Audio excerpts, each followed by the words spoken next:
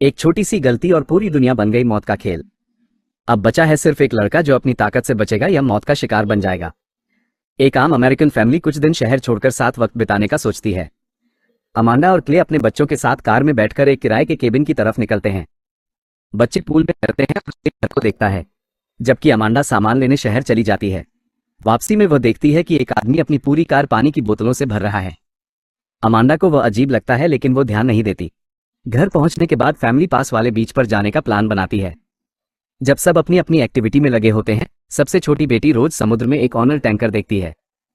वो ध्यान से देखती है और समझ जाती है कि जहाज सीधे उनकी तरफ आ रहा है। क्ले मानता है कि जहाज रास्ता बदल लेगा और किनारे नहीं आएगा, लेकिन ऐसा नहीं होता। जहाज सीधे बीच पर टकरा जाता है। घबराकर फैमिली वापस किराए वाले घर की तरफ भागती है और रास्ते में उन्हें पता चलता है कि ऐसी घटनाएं और भी हो रही हैं, जैसे जहाजों का नेविगेशन सिस्टम खराब हो गया हो। डिनर से पहले अमांडा यार्ड में कुछ हिरन देखती है। उसे वो प्यारे लगते हैं और वह ध्यान नहीं देती। थोड़ी देर बाद बच्चे सो जाते हैं और कपल वाइन पीकर रिलैक्स करने बैठते हैं। तभी अचानक कुछ अनजान लोग दरवाजे पर आते हैं। एक काला आदमी अपना नाम जॉर्ज बताता है। असल में वह इस घर का मालिक है, लेकिन हाल की घटनाओं की वजह से उसे अपनी बेटी के साथ यहाँ रात गुजारनी पड़ी। शहर में नेटवर्क चला गया है और बिजली भी नहीं है, जिससे लिफ्ट बंद पड़ी है। सर्जरी के बाद वह 14वीं मंजिल तक सीढ़ियां नहीं चढ़ सकता।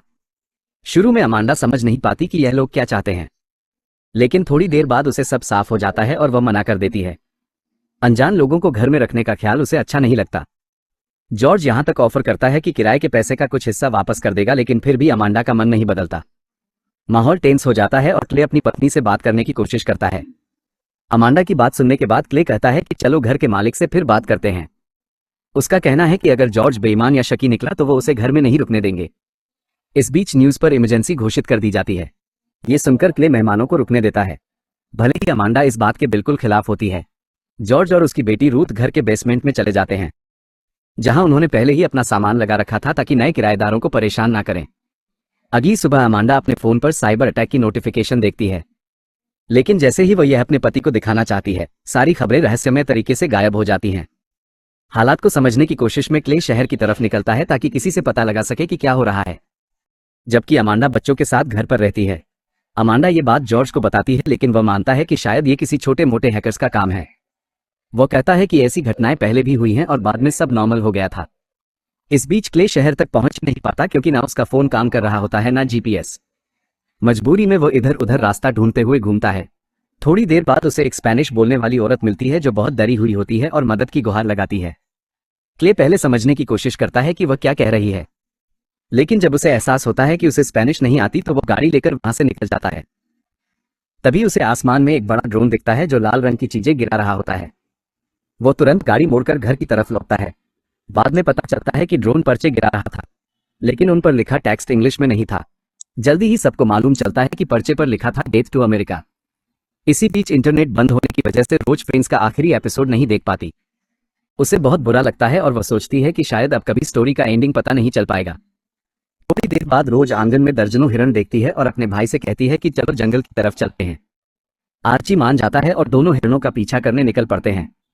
जंगल के अंदर उन्हें एक छोटा सा केबिन मिलता है, जिसकी खिड़कियों से पड़ोसी की हवेली साफ दिखाई देती है।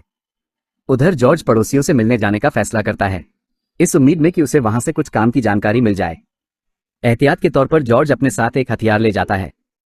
वो घर के अंदर जाता है और वहां टूटी हुई खिड़कियां और बिखरा हुआ सामान देखता है।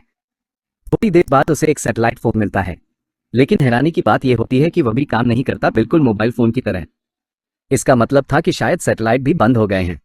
जॉर्ज आसपास का हाल देखता है और बीच की तरफ बढ़ता है, जहां हाल ही में एक प्लेन क्रैश हुआ था और रेत पर यात्रियों की लाशें पड़ी थी। तभी वो ऊपर देखता है और एक और बड़ा एयरलाइनर तेजी से उसकी तरफ आता दिखता है। वो तुरंत भागने लगता है ताकि एक और हादसे से बच सके। घर लौटने के बाद जॉर्ज अमांडा से अपनी शंका शेयर करता है। जॉर्ज असल में फाइनेंस से जुड़ा हुआ है और उसके काम की वजह से उसे नंबर और डाटा में होने वाले छोटे से छोटे बदलाव भी नोटिस करने की ट्रेनिंग है। वो बताता है कि कुछ वक्त पहले उसे जोर से एहसास हुआ था कि कुछ बहुत बुरा होने वाला है, लेकिन वो साफ साफ नहीं समझ पाया। इसी वजह से उसने रूथ को यहाँ ले आया। उसका मानना है कि देश पर बड़ा साइबर अटैक हुआ है और हालात आगे और खराब होने वाले हैं। अचानक उनकी बातचीत बहुत तेज आवाज से रुक जाती है, इतनी तेज कि सबको अपने कान बंद करने पड़ते हैं।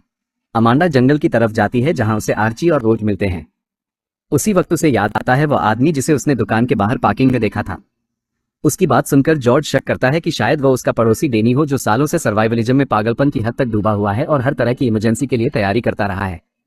ये सोचकर कि देश पर खतरा असली हो सकता है, फैमिली अपने किसी रिश्तेदार के घर जाने का फैसला करती है, लेकिन इसके लिए उन्हें शहर से होकर गुजरना होगा। जॉर्ज उन्हें रोकने की कोशिश करता है, लेकिन रूथ कहती है कि उन्हें जाने देना चाहिए। उसका मानना है कि अकेले ही रहना उनके लिए बेहतर होगा। फैमिली जैसे ही शहर की तरफ निकलती है, उन्हें एक बहुत बड़ा ट्रैफिक जाम नजर आता है। पास पहुंचकर अमांडा गाड़ी से उतरती है ताकि दूसरे ड्राइवर से पूछ सके कि सब क्यों रुके हुए हैं और कोई आगे क्यों नहीं बढ़ रहा। लेकिन उसकी हैरानी तब और बढ़ जाती है जब उसे पता चलता है कि गाड़ियों में ड्राइवर्स हैं ही नहीं। पता चलता है कि बहुत सारी टेस्ला गाड़ियां ऑटो पायलट पर एक ही रास्ते से चल रही हैं। एक एक करके वो सामने खड़ी गाड़ियों से टकराती जाती हैं और बड़ा एक्सीडेंट बन जाता है। हालात बिगड़ते देख अमांडा जल्दी से कार की तरफ लौटती है। तभी उसे एक और टेस्ला सीधा उनकी तरफ आती दिखती है। वो तुरंत ड्राइवर सीट पर कूदती है और किसी तरह गाड़ियों से बचते हुए कार निकाल लेती है। मुश्किल सफर के बाद वो फैमिली को सही सलामत वापस जॉर्ज के घर पहुंचा देती है। सब लोग टेबल पर बैठकर सोचते हैं कि अब आगे क्या करना है। अमांडा और जॉर्ज आपस में हालात पर बात करते हैं। जॉर्ज बताता है कि उसका एक बहुत हाई प्रोफाइल क्लाइंट था, इतना अमीर और पावरफुल कि देश का हर आदमी उसका नाम पहचान ले, लेकिन जॉर्ज उसका नाम नहीं बताता। इस पूरी घटना से एक दिन पहले उस क्लाइंट ने अचानक कॉल करके अपने सारे पैसे किसी और अकाउंट में ट्रांसफर करने के लिए कहा था। उसी वक्त जॉर्ज को लगा था कि दुनिया में कुछ अजीब होने वाला है। कॉल के आखिर में उस क्लाइंट ने एक अजीब सा मैसेज दिया था, अपना ख्याल रखना। जॉर्ज डर गया कि शायद यह आदमी आम अमेरिकियों से ज्यादा जानता है। इसी डर से वो शहर छोड़कर अपनी कंट्री हाउस में आ गया।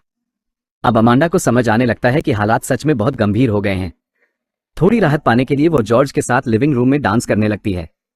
डांस करते वक्त जॉर्ज अपनी बीवी का जिक्र करता है, जो उसी वक्त फ्लाइट पर थी जब ये सारी तबाही शुरू हुई। शायद वह अब जिंदा नहीं बची, लेकिन जॉर्ज इस बारे में सोचने से भी इनकार करता है। अगली सुबह सबको पता चलता है कि रोज गायब है और आर्ची के दांत गिरने लगे हैं।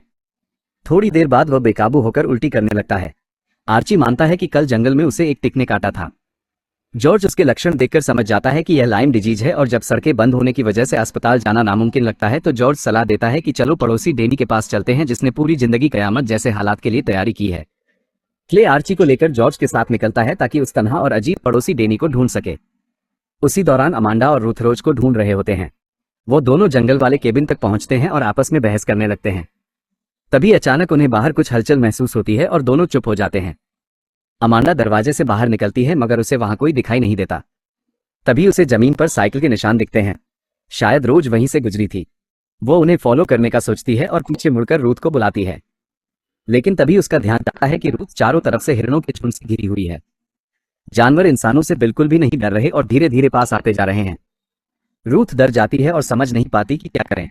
तभी अमांडा दौड़कर आती है और हाथ पैर हिलाकर जोर जोर से आवाजें करने लगती है ताकि हिरण डरकर भाग जाए। कुछ देर बाद उसका तरीका काम करता है और सारे हिरण भाग जाते हैं, मगर उसी वक्त उन्हें और भी डरावना नजारा दिखता है। पास के शहर में परमाणु धमाके हो रहे होते हैं। इसी बीच क्ले और जॉर्ज डेनी के घर पहुंचते हैं ताकि उसके पास से लाइम डिजीज की दवा ले सके, लेकिन डेनी मदद करने से साफ मना कर देता है और बंदूक तान देता है। क्ले किसी तरह उसे मनाता है और दवा लेकर निकल पड़ता है। कार में लौटते वक्त जॉर्ज क्ले को अपने डिपार्टमेंट ऑफ डिफेंस वाले दोस्त की एक कहानी बताता है। उसका कहना था कि यह सब एक प्लान के तहत हो रहा है, सरकार को गिराने की साजिश, और ये 3 स्टेज में होता है। पहले बिजली, इंटरनेट और मोबाइल जैसी सारी सर्विस बंद कर दी जाती है। दूसरा, लोगों पर मनोवैज्ञानिक हमला किया जाता है, जैसे लगातार तेज आवाजों से दिमागी दबाव, और तीसरा, लोग खुद ही आपस में लड़ने लगते हैं, यानी सिविल वॉर। उधर रोज उसी बड़े मैंशन में पहुंच जाती है जिसे उसने और उसके भाई ने जंगल के केबिन से देखा था। नीचे बेस सीमेंट में उसे मूवीज का कलेक्शन मिलता है। वहीं उसे फ्रेंड्स का आखिरी सीजन वाला डिस्क दिख जाता है। रोज उसे चला लेती है और आखिरकार अपनी पसंदीदा सीरीज का एंड देख पाती है, और यही फिल्म, ये कहानी खत्म हो जाती है। ये कहानी अगर आपको थ्रिलर, मिस्ट्री और सर्वाइवल का मजा देती है तो ऐसी और दमदार कहानियां मिस मत करना, और अगली बार की सबसे डरावनी और रहस्यमयी मूवी की कहानी सबसे पहले देखो।